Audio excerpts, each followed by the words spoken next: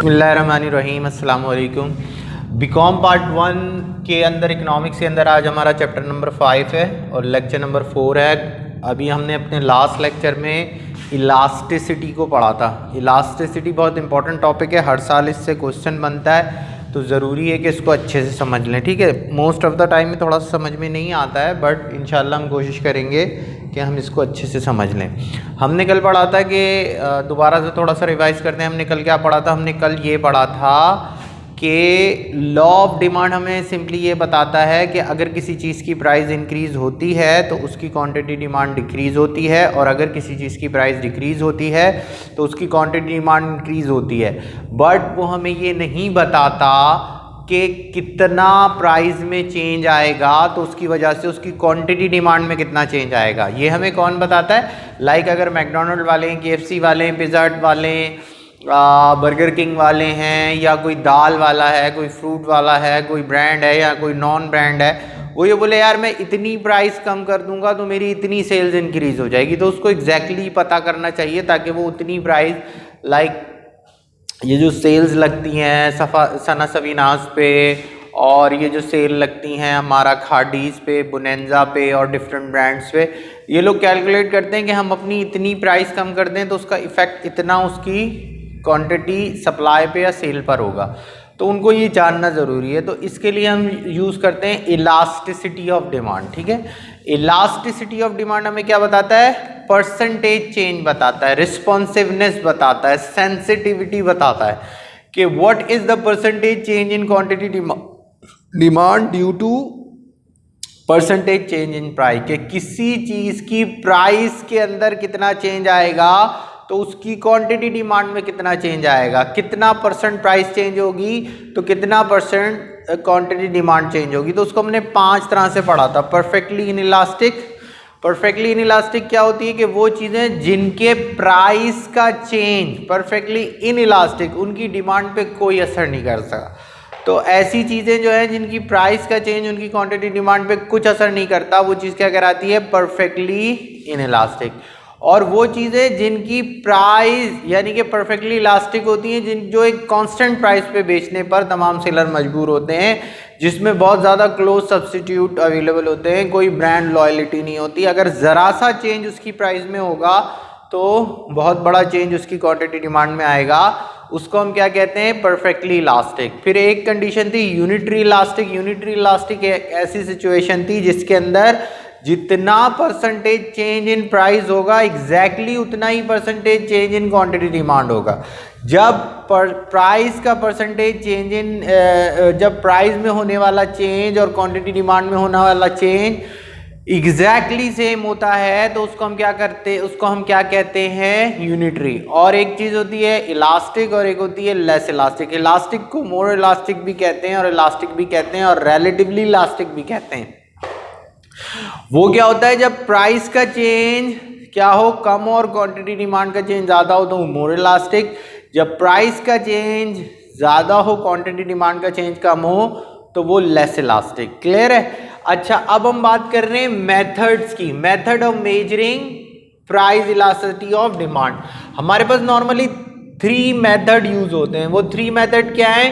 Total expenditure method, इसको total outlay method भी कहते हैं या टोटल रेवेन्यू मेथड भी कहते हैं। परसेंटेज या प्रोपोर्शनल मेथड होता है एक, और एक ज्योमेट्रिकल मेथड होता है। ज्योमेट्रिकल मेथड तो सबसे पहले हम ये तीनों को हम इंशाल्लाह डिस्कस करेंगे। इसके अंदर हम सबसे पहले अपना डिस्कस कर रहे हैं टोटल एक्सपेंडिचर मेथड। अच्छा, टोटल एक्सपेंडिचर आप ऐसे समझ लो कि इसको टोटल रेवेन्यू मेथड भी कहते हैं। टोटल एक्सपेंडिचर को टोटल रेवेन्यू मेथड भी कहते हैं। अच्छा देखें, टोटल मेथड रेवेन्यू मेथड से क्या मतलब? देखो, एक है प्रोड्यूसर और एक है कंज्यूमर। ठीक है, प्रोड्यूसर कौन है? बेचने वाला। कंज्यूमर कौन है? खरीदने वाला। प्रोड्यूसर कौन है? प्रोड्यूस करने वाला। कंज्यूमर कौन है? इस्तेमाल करने वाला। जो प्रोड्यूसर है उसके लिए क्या होगा? वो प्रोड्यूस कर रहा है तो वो एक्सपेंडिचर कहलाएंगे। उसके लिए जितना वो खर्चा करेगा, जितनी कॉस्ट पे लगाएगा, वो एक्सपेंडिचर कहलाएगा। अच्छा, और कंज्यूमर क्या है, कंज्यूमर उसको कंज्यूम करेगा। तो बेसिकली टोटल रेवेन्यू कैसे आता है, जब हम टोटल रेवेन्यू की बात करते हैं तो देखो रेवेन्यू मतलब क्या होता है, सिंपली अकाउंटिंग में भी आप पढ़ते हो, रेवेन्यू मतलब क्या होता है, सेल। रेवेन्यू मतलब क्या होता है, सेल। और सेल कैसे आती है, सेल सिंपली आती है price multiply by quantity sold. ठीक है, रेवेन्यू कैसे आता है, price multiply by quantity sold. Revenue कैसे आता है, और हम रेवेन्यू क्या है हमारा, सिंपली सेल है, और सेल हमारी कैसे आती है, प्राइस को अगर हम क्वांटिटी सोल्ड से मल्टीप्लाई करते हैं, प्राइस को जब हम क्वांटिटी सोल्ड से मल्टीप्लाई कर देते हैं तो हमारा रेवेन्यू आ जाता है। तो टोटल एक्सपेंडिचर के अंदर हम ये रेवेन्यू को देख रहे होते हैं या एक्सपेंडिचर को देख रहे होते हैं। अगर इसके अंदर एक होता है बिफोर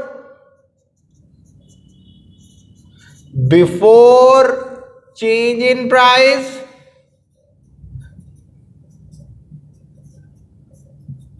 और आफ्टर चेंज इन प्राइस। एक है बिफोर चेंज इन प्राइस और एक आफ्टर चेंजिंग प्राइस है। जो before changing price total revenue है उसको देखेंगे, और जो after changing price total revenue है उसको देखेंगे। वो आपको बताएगा कि आपकी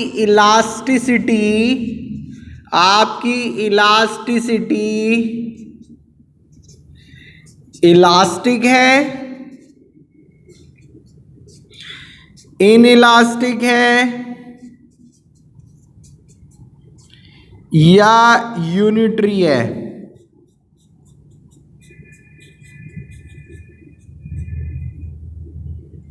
ठीक है, ये कौन बताएगा कि आपकी इलास्टिसिटी इलास्टिक है, लेस इलास्टिक है या मोर इलास्टिक है। तो आप टोटल एक्सपेंडिचर को देखेंगे। अगर आप टोटल एक्सपेंडिचर ज्यादा है आफ्टर चेंज, तो वो हम मोर इलास्टिक कहेंगे या लेस इलास्टिक, उसको हम देख लेते हैं। अभी उसको हम कैलकुलेट करते हैं। तो यहां पर अगर जब हम बात करते हैं टोटल एक्सपेंडिचर मेथड की, ठीक है, जब हम बात करते हैं टोटल एक्सपेंडिचर मेथड की,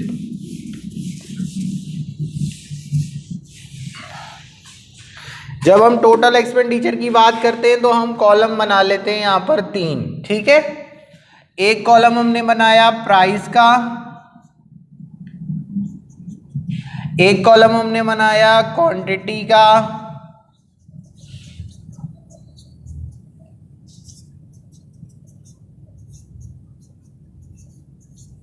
और एक कॉलम बनाया हमने रेवेन्यू का, टोटल रेवेन्यू या एक्सपेंडिचर का। ठीक है, हमने बोला प्राइस है 10, क्वांटिटी हमारी कितनी है, सपोज 25 यूनिट की है, तो इसका टोटल रेवेन्यू कितना हो जाएगा। अगर हम इसको कैलकुलेट करें तो अगर हम 10 मल्टीप्लाई बाय 25 करें तो टोटल रेवेन्यू कितना आ जाएगा, 250। सिंपली किस तरह से आ रहा है वो, 10 मल्टीप्लाई बाय 25 से। सही है। अब अगर हम प्राइस को कम कर देते हैं, हम प्राइस कर देते हैं 8, तो डेफिनेटली क्या है, इनवर्स रिलेशनशिप है, प्राइस कम होगी तो क्वांटिटी डिमांड बढ़ जाएगी। तो अगर प्राइस 2 रुपीज़ से कम होती है तो क्वांटिटी डिमांड इसकी सपोज कर लो 35 होती है। तो हम क्या करेंगे, 8 मल्टीप्लाई बाय 35 करेंगे तो हमारा टोटल रेवेन्यू हो जाएगा 280। वो किस तरह से हुआ है कि हमने 8 को 35 से मल्टीप्लाई किया है।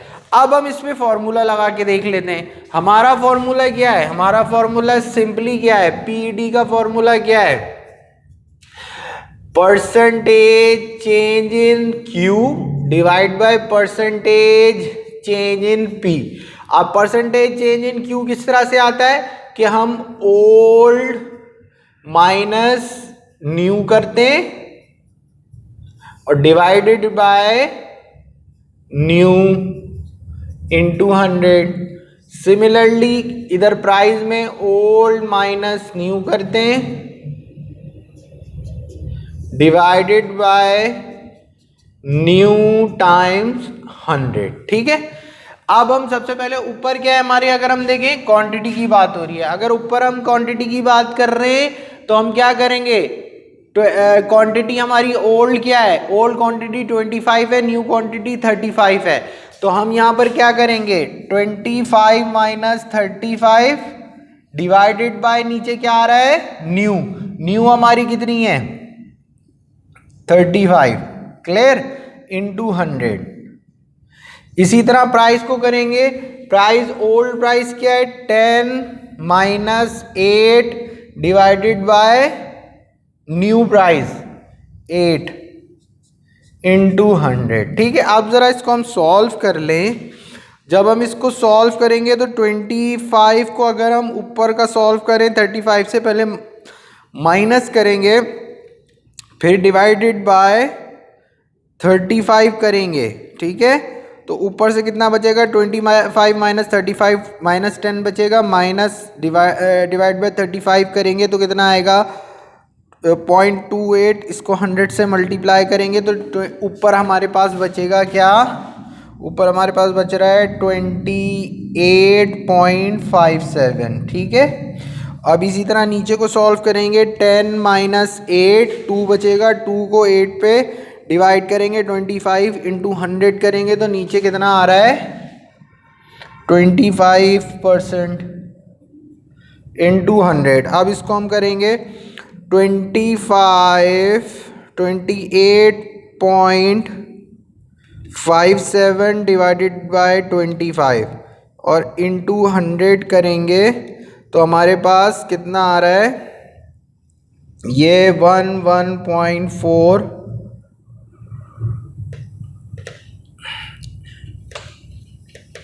इसको हम करेंगे तो ये कितना आएगा 28.57 माइनस 25, तो ये हमारे पास आएगा 1.1428। तो ये क्या हो गया, पीडी हमारे पास क्या आ गया, पीडी हमारे पास ये आ गया, ये मोर देन 1 है। जब ये मोर देन 1 है तो इसका मतलब क्या है कि पीडी क्या है, पीडी क्या है, इलास्टिक है। इलास्टिक कब होता है, जब क्वांटिटी डिमांड का चेंज, जब क्वांटिटी डिमांड का चेंज प्राइस के चेंज से ज्यादा हो। तो इसका ग्राफ हमें पता है, इसका ग्राफ हम कैसे बनाते हैं, इसका ग्राफ ये एक्स एक्सिस ये वाई एक्सिस। ठीक है,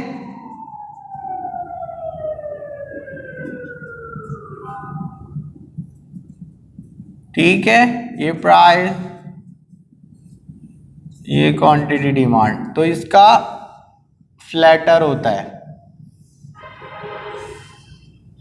यानी कि ये क्या बता रहा है कि क्वांटिटी डिमांड का चेंज ज़्यादा है और प्राइस का चेंज कम है। यहाँ पर 8 ले लो, यहाँ 10 और यहाँ पर आप 25 और यहाँ पर आप 35, ये आपका डिमांड कर्व है। तो ये इसके अंदर पहला क्या है कि पहला है कि आपका इसमें क्या है कि प्राइस का चेंज, आपका प्राइस का चेंज जो है वो कम है और क्वांटिटी डिमांड का चेंज ज़्यादा है। जब प्राइस का चेंज कम हो, क्वांटिटी डिमांड का चेंज ज़्यादा हो, तो उसको हम क्या कहते हैं, हम उसको इलास्टिक या मोर इलास्टिक कहते हैं। और उसका ग्राफ हमने बता दिया, पहले हमने पांचों टाइप पढ़ ली थी, इसका ये फॉर्मूला है।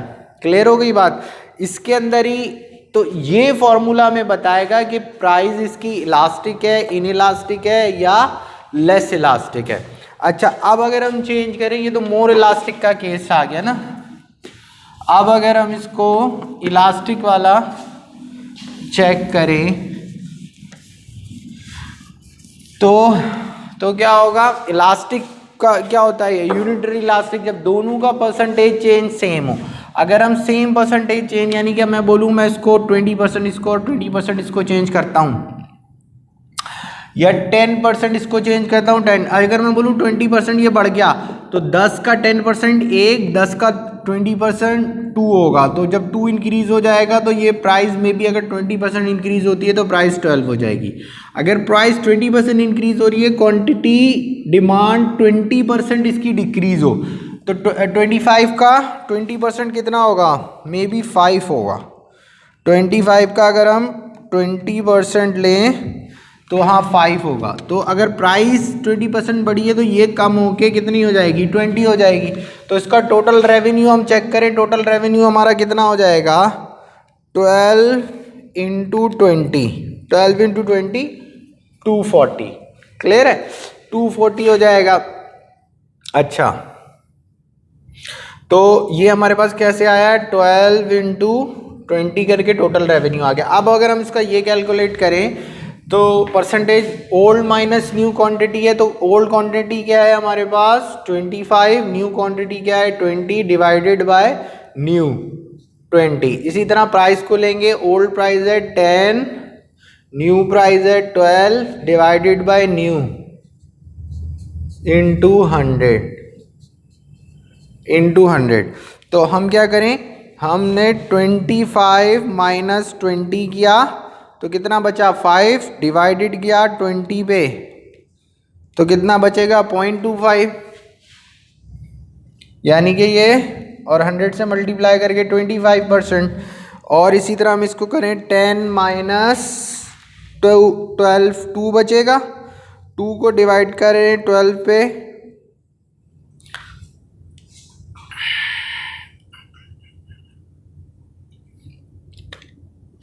$25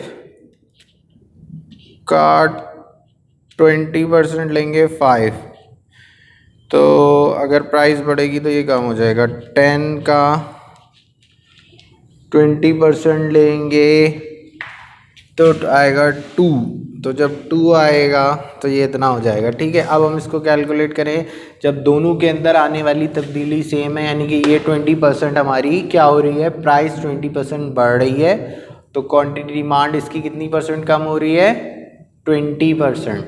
तो ये हो गई। तो अब हमने इसमें फार्मूला लगाया, हमारा पहला फार्मूला क्या था कि old minus nu divided by new, और नीचे क्या आएगा, इसी तरह old minus nu divided by new. ठीक है, तो हम 10 माइनस 12 करेंगे, 2 बचेगा, और इस 2 को 12 पे हम माइनस करेंगे। ठीक है, जब 2 को 12 पे होगा तो ये 0.16 होगा, इसको मल्टीप्लाई बाय 100 करेंगे तो 16% ऑलमोस्ट आ जाएगा, 16.6%। 25 को हम 16.6 से करेंगे तो ये मोर देन 1 आ रहा है हमारे पास।